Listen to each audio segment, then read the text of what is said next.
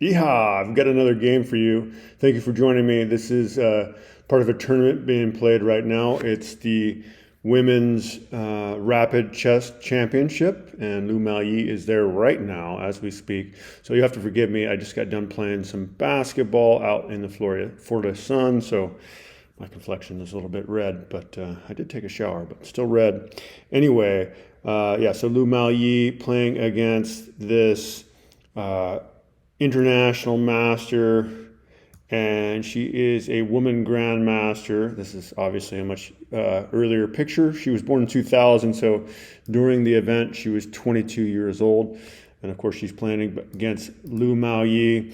You can see their live ratings, so 2384 for the challenger, and then Lu Miaoyi 2399 after her spectacular performances through the end of 21 and into 2022 in classical time controls.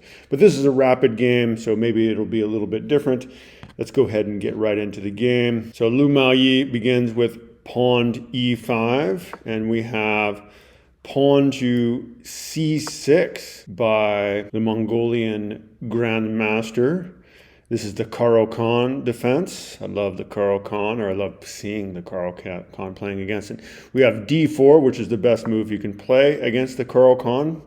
And now pawn to d5, as you normally do in the Caro-Kann defense. Lu Miaoyi goes for the exchange variation with e captures on d5. And now we have c captures on d5 by black. And now we have pawn to c4 by Lu Miaoyi, and this is called the Panov attack. So we have the Panov attack with pawn to c4, and now knight to c6 by Nomin-Erdene playing black. Lu Miaoyi naturally develops with knight to c3, and now we have pawn to g6 by the woman grandmaster, looking obviously to develop her bishop to g7, only reason you would really do that. And now we have queen to b3 by Lu Miaoyi. And this is all book moves, been played many thousands of times in the Caro-Kann variations. We now, of course, have bishop to g7. And now Lu Miaoyi plays the book move pawn captures on d5 or c captures d5. And the Grandmaster just goes right ahead and castles kingside. And now bishop to e2 by Lu Miaoyi. So these are all book moves, been played many thousands of times by top grandmasters even. This is actually rapid time controls, as you can see. So they started out with 15 minutes and I think 19 seconds on their clocks, which is a little strange. And they actually have been gaining time every move. So this is pretty much all rote memorization likely. These two ladies have this variation memorized, and they know the absolute best move to play, or at least the move that they want to play in each of these positions. They're just like busting these out quickly. We now have knight b to d7 by black, developing that last knight. And now bishop to f3, which is the best move in the position. Bishop to f3 is the best move for white. And by the way, this is called the fianchetto defense because of this bishop here. So playing the Caro-Kann, black is playing the Caro-Kann, but they have this bishop here. So this is called the fianchetto defense variation of the Caro-Kann. And now we have knight to b6 by black. Again, this is the best move in the position, so both players playing incredibly well, even though this is basically memorization probably. They probably have this memorized 9 moves in. They know exactly what they're going to play if they see this particular move. White develops the last knight, knight g to e2. I say knight g because the other knight could have went there. That would be knight c to e2, but we have knight g to e2 by Lu Miaoyi, and now bishop to f5 by black. And this is a mistake. Actually, it would be better to go ahead and bring the bishop all the way down to g4 instead. That would be slightly better. And then if bishop captures, knight captures back. Black has basically contested everything and should be about even as far as development, whereas bishop f5 gives Lu Miaoyi a chance to take advantage, as we shall see on the board. We now have pawn to a4 by Lu Miaoyi, and it probably would have been better to go ahead and castle here. Better safe than sorry, unless you have some sort of fantastic attack going on. Why not get your king safe? And Stockfish definitely recommends castling as being slightly better than playing pawn to a4, but we'll go ahead and continue now. We have pawn to a5 now, and it is as of this move that we actually had only one other game came to this point, and it was a couple of Grandmasters. So we had these two Grandmasters played the exact same position back in 2007. So this same exact position came up. It was a couple of Grandmasters. Don't pay attention to this stuff here. This is not Masters here. This is other than Master play. But these two Grandmasters did play the same variation back in 2007. This has been played before. But in that variation, the Grandmaster playing white actually went ahead and castled. But Lu Miaoyi in this position actually plays pawn to d6. She plays pawn to d6 here instead, and it is as of this move on move 12 that we have a brand new game as far as master play. Now, you and your father may have played it in the basement, and there's other players who are not masters that have played this variation before, as we saw. But as far as top-level play, this has never happened before, and we will continue. The Mongolian Grandmaster plays pawn captures on d6, so e captures on d6, and Lu Miaoyi does now castles kingside. And you can see the clocks have changed quite a bit. They had a lot of stuff memorized. Lu Miaoyi now has spent about 3 minutes more, 3 minutes and 3 seconds more considering her moves. So she is falling behind as far as the clock is concerned, something to pay attention to. So a little more pressure on the position. Best move for black would actually be bishop here, putting pressure on the knight and just finding a better square for that bishop in general. But instead, black plays rook to b8 here. And Lu Miaoyi now develops her bishop, connecting her rook. She plays bishop to f5 here. And now, yeah, you want to get those rooks connected to each other efficiently if you can. Try to make those pieces active as you get them out from between the rooks. But it's nice to have those rooks protected. Ideal to have those rooks protected. And now we do see that move, bishop to d3, attacking. Although at this point, not necessarily the strongest move. It would have been better actually to develop the rook here to c8, according to Stockfish, but it's hard to see that. You've just moved your rook. Do you really want to move your rook 2 moves in a row? That would be kind of silly. So we can forgive this Mongolian Grandmaster for missing that move. And now we have knight to b5 by Lu Miaoyi. So Lu Miaoyi plays knight to b5, and now we have the best move in the position for black. The Mongolian Grandmaster plays bishop to c4, and now Lu Miaoyi moves her queen to a3. Better would have been to move her queen back to c2, but it's really only a slight inaccuracy, not much of a difference, less than half a point difference in position. And now we have rook to e8 by the Grandmaster. And Lu Miaoyi goes ahead and grabs the pawn here, which is really a blunder. This is not the best move in the position. And maybe go ahead and pause your video a second and see if you can figure out why that move is lame. Unfortunately, Lu Miaoyi's move is lame. You can see that she's under time pressure. Both players under time pressure here, less than 3 minutes on the clock. Frankly, I have trouble dealing with that myself. I would like to have like a day to think about it, but 3 minutes, yeah. So they're playing quickly, and black finds the absolute best, brilliant move in this position to punish Lu Miaoyi for this blunder. She made a blunder. She should not have captured that pawn. Hopefully, you've paused your video if you intend to solve this, and if not, I will just go ahead and continue with the game. We have the brilliant move, bishop to f8, undeveloping the bishop, bringing it back to the starting square, but yeah, that's a problem. Pinning the knight to the queen, adding a second attacker. It's going to be really hard to defend that. Luckily, right now, we do have 2 defenders, 2 attackers. but then, how do you play it? Well, probably best would have been just to go ahead and bring the bishop here and attack the knight. But instead, Lu Miaoyi plays, well, it's only really a minor inaccuracy. So she finds one of the strongest moves. She plays knight captures rook, of course, allowing her queen to be captured. So best move in the position for black is going ahead and capturing the queen. So we have bishop captures on a3, and now we have knight captures knight check on f6. And the best move for black is just to play queen captures f6. And now bishop captures rook on b8.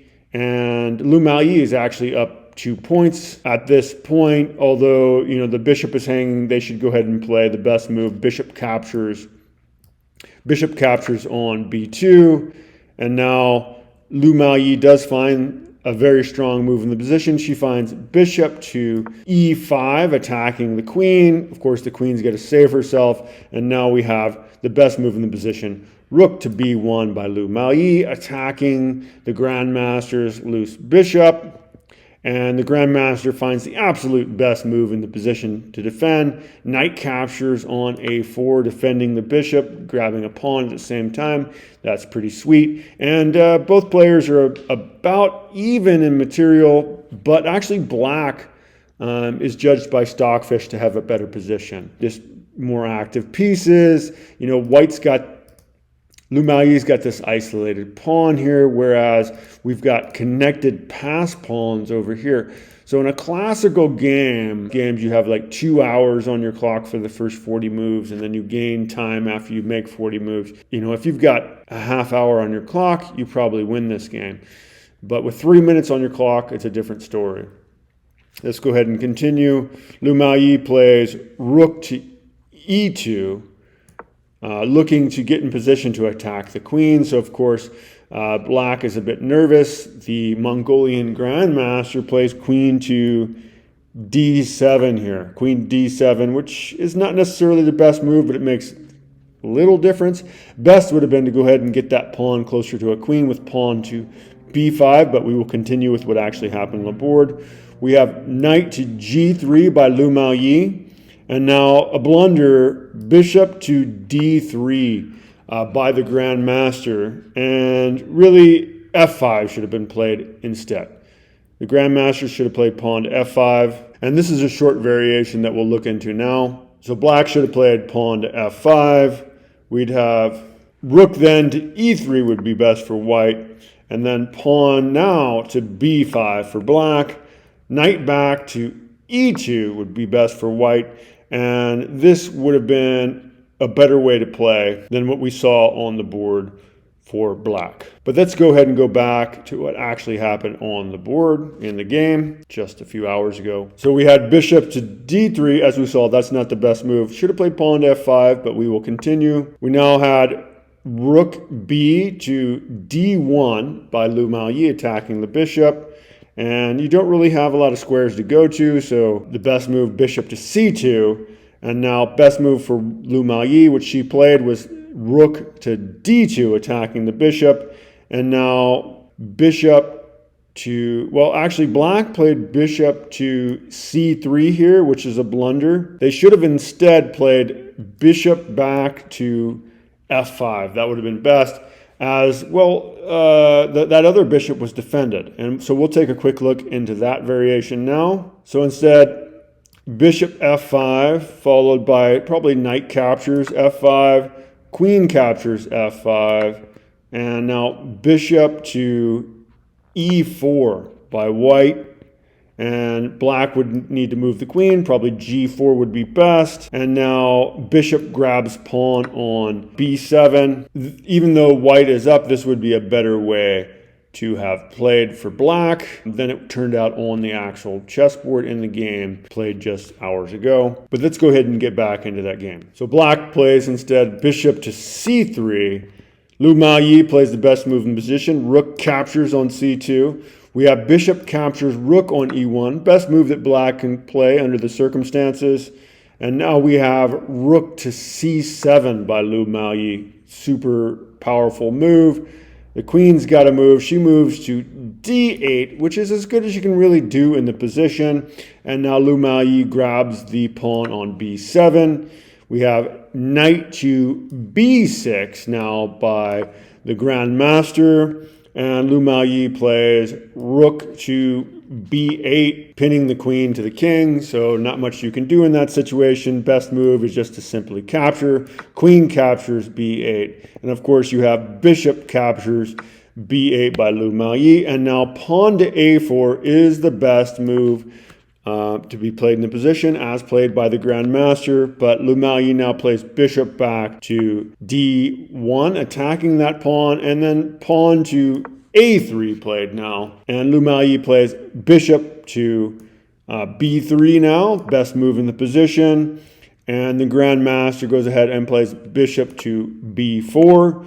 We now have knight to e2 by Lu Miaoyi and knight back to a4 by the Grandmaster. As you can't take the knight, of course, because if you take the knight, then it just pushes the pawn, and there's no way to stop that pawn from being promoted. So this is a very solid move, knight to a4 by the Grandmaster.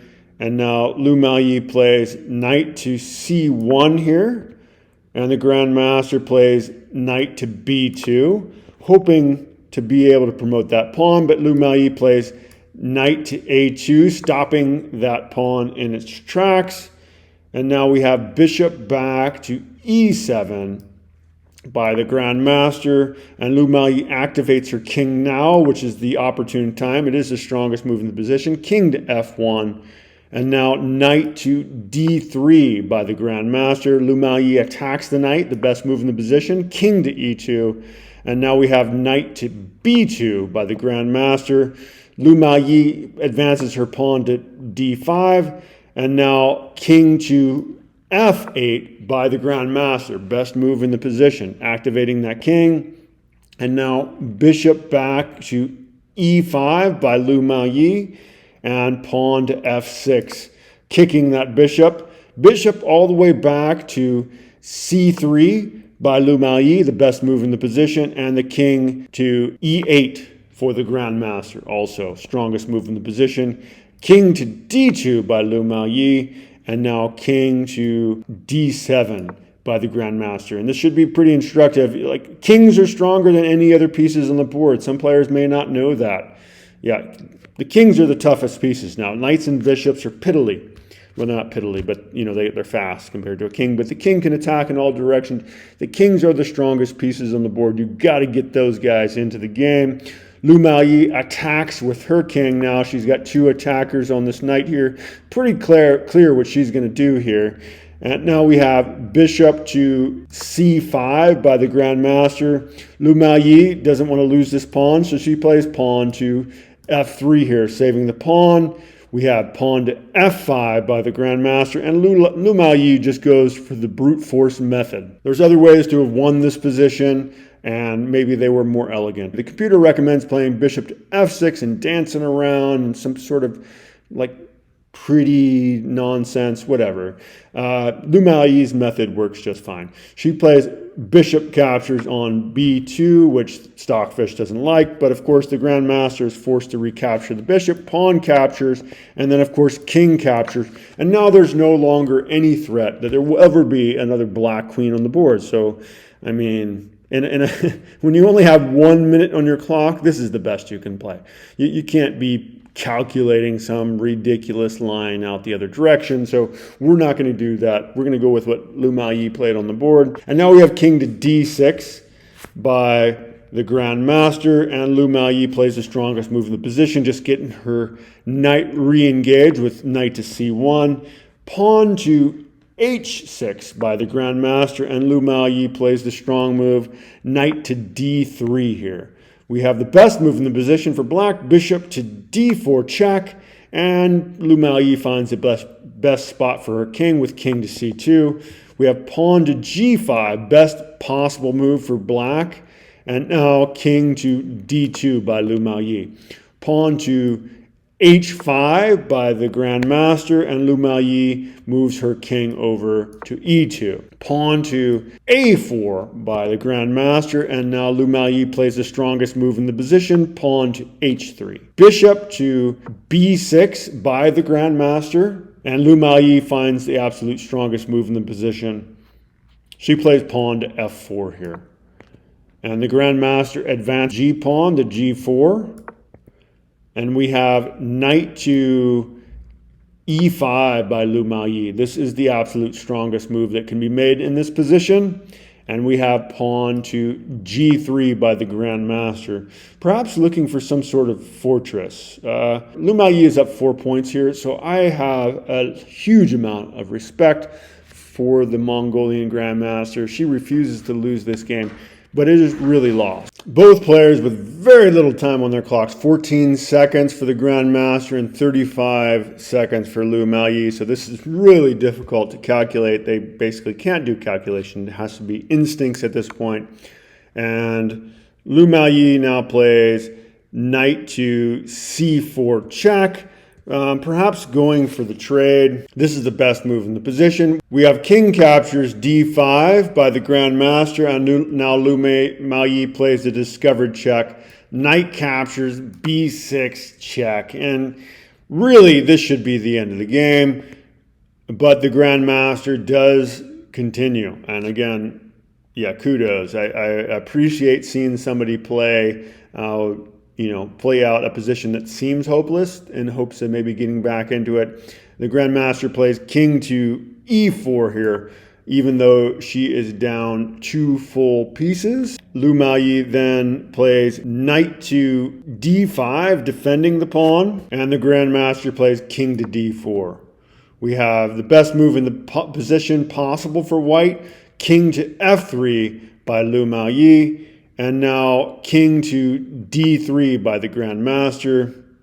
We have knight now to e7 by Miaoyi. And it is in this position on move 59 that the Grandmaster from Mongolia does resign the game to the 12-year-old Miaoyi. And really, I mean, the path to victory is not exactly clear. It's just simply, yeah, we've got 2 extra pieces for white. Miaoyi's up 2 pieces, and she can kind of pick off the pieces at leisure. She could just like tediously pick off the pawns and then promote to 3 knights and checkmate with 4 knights and a bishop or something. It's a hopeless position for black. So I do respect black for actually resigning in this position, as it was absolutely hopeless. Anyway. Well, not to mention that, she had no time to think about her moves. She was up to 39 seconds now, but that is not enough time to come up with some sort of strategy for this hopeless position. Anyway, thank you for joining me for that. Yeah, again, I will have several more games from this current tournament that is going on right now. Yeah, this tournament is being played online on chess.com right now. And I will bring you several more of these games, so please subscribe, like. Also, if you're interested in taking chess classes, I teach group and individual classes. You can check that out on Patreon. I have that in links in the description. I think it's under member benefits. Anyway, yeah, hope you enjoyed that. Take care. Thank you, everybody. Bye-bye.